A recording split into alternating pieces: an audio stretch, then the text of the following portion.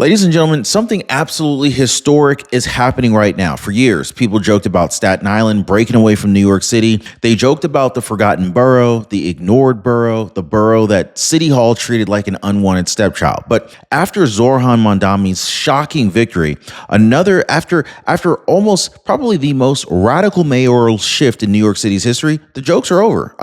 Because within hours of Mamdani taking office, Staten Island leaders declared what millions across the country have already been thinking. We're done. We're out. We are breaking free. And now we are watching something that has never happened in modern American urban politics. A full-blown 1776 style revolt erupting inside the nation's biggest city. A succession movement that's not whispered behind closed doors, but shouted from the streets. A political earthquake so massive that even Democrats are panicking behind the scenes. And this isn't symbolic. This isn't a meme. This isn't some online fantasy. No, my friends, this is real legislation, real signatures, real rallies, and real momentum under a real-time Trump presidency. Staten Island isn't threatening anymore. They're moving. They're acting. They're done waiting for NYC to collapse under Mamdani's radical agenda. Tonight, I'm going to show you the exact moment Mamdani's win triggered the revolt, the declaration that shocked the nation, the succession roadmap Democrats can't stop this time,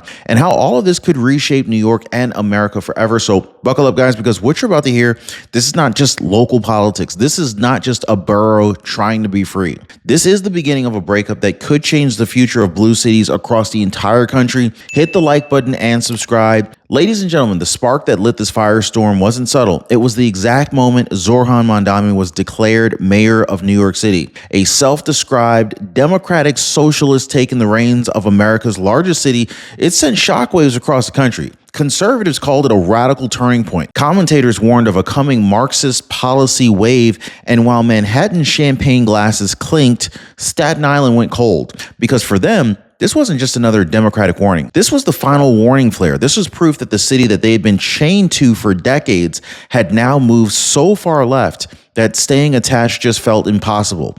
Now, let's be honest. Nobody knows what's coming next. Elections, spending bills, global tensions, everything feels like a coin toss. But here's one truth. Uncertainty always punishes the unprepared. This is why I partnered with Noble Gold Investments, because they help Americans take control in uncertain times. They show you how to protect your retirement with real physical assets, gold and silver, that don't depend on politics, policies, or promises. So when people understand how it works, they always say, well, that just makes sense. And this is why most people who see what's happening are calling the number at the bottom of your screen, 877-646-5347, or they're visiting RonYatesGold.com to download their free wealth protection kit. You can't control Washington, but you can control your wealth. And right now, that is the smartest move anyone can make. And the reaction from Staten Island's leadership, it was immediate, fierce, unfiltered. Within hours of Mamdani's win, Assemblyman Sam Pizzolo, Senator Andrew Lanza, and Councilman Morano, they were already on camera declaring this the last straw. These weren't cautious statements or measured political responses. These were emergency declarations. They said that Mamdani's victory was fundamentally incapable with Staten Island's values, its families, its future. They weren't going to wait and see how it goes. No. Election night itself was the answer. The mood flipped instantly, and for the first time in decades, Staten Island's leaders weren't threatening succession, they were preparing for it. Now, to understand why Staten Island snapped, you have to understand what it is. The last conservative stronghold in a city that sprinted leftward for decades. Staten Island isn't just right-leaning. It is the only borough where Republican values still hold a majority. Now, for years, residents felt politically erased by Manhattan, Brooklyn, and Queens. Their votes never counted. Their warnings were dismissed. Their identity was mocked. Succession wasn't a fantasy. It was a recurring escape plan dating all the way back to the 1940s, resurfacing in 1993, 2008, and now here in 2025. But Mamdani's win made the idea not symbolic, but necessary. And that's why immediately after Mamdani's victory, Lanza and Pizzolo, they moved fast, reintroducing the succession bill the moment that the results were confirmed. But this time, folks, The bill feels different. I mean, this time, the city isn't just left-wing. It is fully captured by radical ideology. The political center collapsed. Moderates fled. Everyone knows it. And here's the wild card. This 2025 bill doesn't need NYC council approval. It bypasses the very machine that blocked Staten Island for decades. The state legislature can authorize the feasibility study on its own, and Democrats may actually quietly support it because losing Staten Island actually consolidates their power. And then came the moment that shook the entire city. Staten Island's own Declaration of Independence. On Richmond Road, the very ground where the original declaration was read to British soldiers in 1776, Assemblyman Sam Purizzolo stood before hundreds and delivered a rewritten version tailored to Staten Island's struggle. Now, he spoke of taxation without representation, of roads left crumbling, of ferries failing, of small businesses suffering under rules written for Manhattan elites. He declared Staten Islanders entitled to fairness, respect, and self-determination. The crowd erupted. People signed their names. This wasn't theater. This was 1776 energy reborn on Staten Island soil. And the fire fueling the rebellion comes from what Mamdani represents to conservatives: a package of hard left economic experiments wrapped in activist politics. Critics warn he embraces anti-police rhetoric, pushes DEI-driven bureaucracy, supports rent freezes, congestion pricing expansion, and new wealth taxes that punish homeowners. They fear that his proposals will drive crime up, businesses out, and housing deeper into crisis. Budget deficits almost guaranteed, regulation through the roof. In Staten Island's eyes, this wasn't just a political disagreement. This was an existential threat. Mamdani's agenda, they believe, could crush the values they fought to preserve. Succession isn't spite, it's survival. For decades, Staten Islanders have lived with a growing sense of betrayal. Their roads crumble while Manhattan gets billion-dollar upgrades.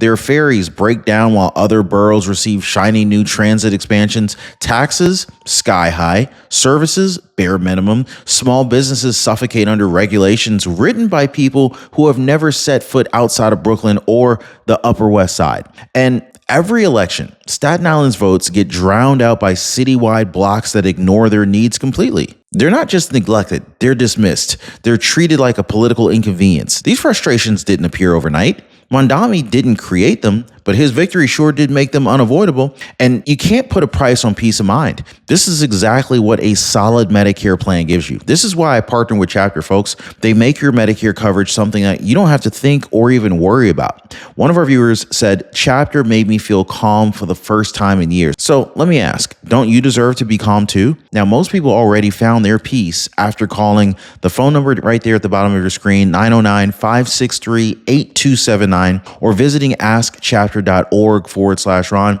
And one of our commenters, Lou, said, thanks, Ron. Thanks for the advice about Chapter. I called and it helped me out a ton. So thanks, buddy. And once Mamdani won, the actual reaction across Staten Island, it was explosive. Petition signatures surged by the thousands. Local businesses began hanging free Staten Island signs in their windows.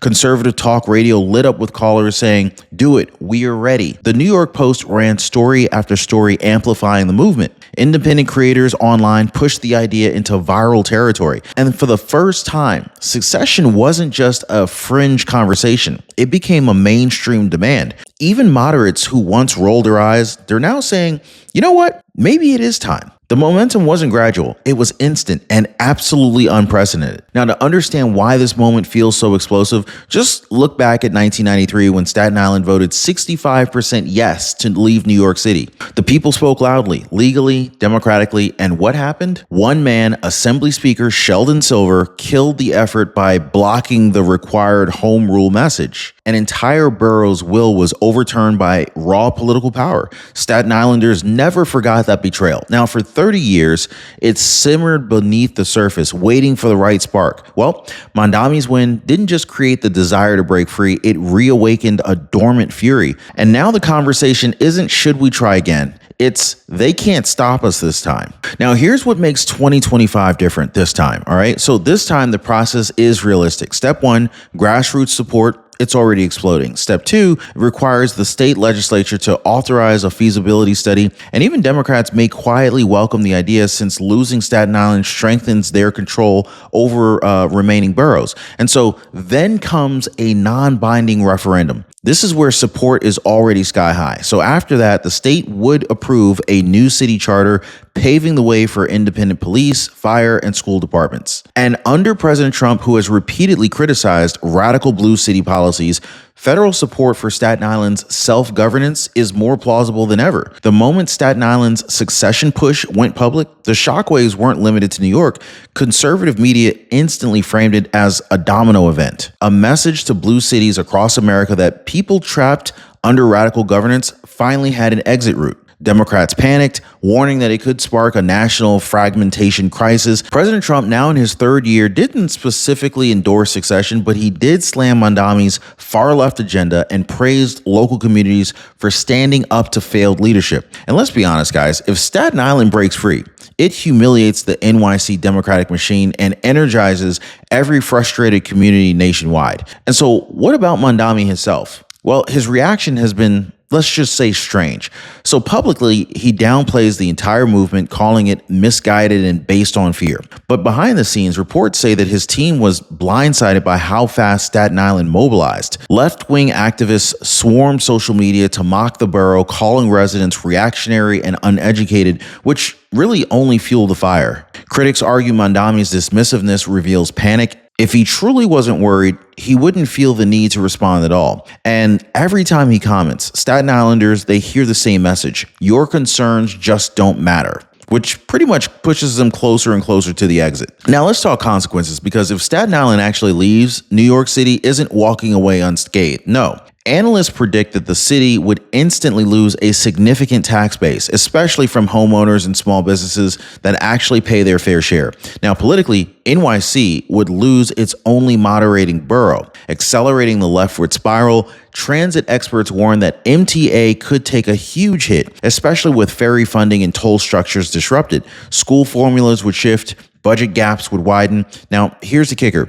Without Staten Island's stabilizing presence, critics argue Mamdani's radical agenda would push the rest of NYC closer to financial freefall. Meanwhile, the economic projections for an independent Staten Island look shockingly strong. So with over 500,000 residents, it would become New York State's second largest municipality, bigger than Miami, Tampa, Oakland, or even Cleveland. Analysts say Staten Island could slash regulations, attract new businesses, and lower taxes without Manhattan's bureaucratic weight dragging it underwater. Crime would drop under locally controlled policing. Schools could shift to community-driven standards instead of citywide experiments. And conservative economists predict that the borough could transform into a booming enclave, safer streets, cleaner books, faster growth. In other words, Staten Island doesn't just survive independence, they thrive under it. Now, here's a twist that nobody expected. Quietly, behind closed doors, some Democrats actually want Staten Island to leave, not because they agree with the grievances, but because losing this borough gives them uncontested control over the rest of New York City.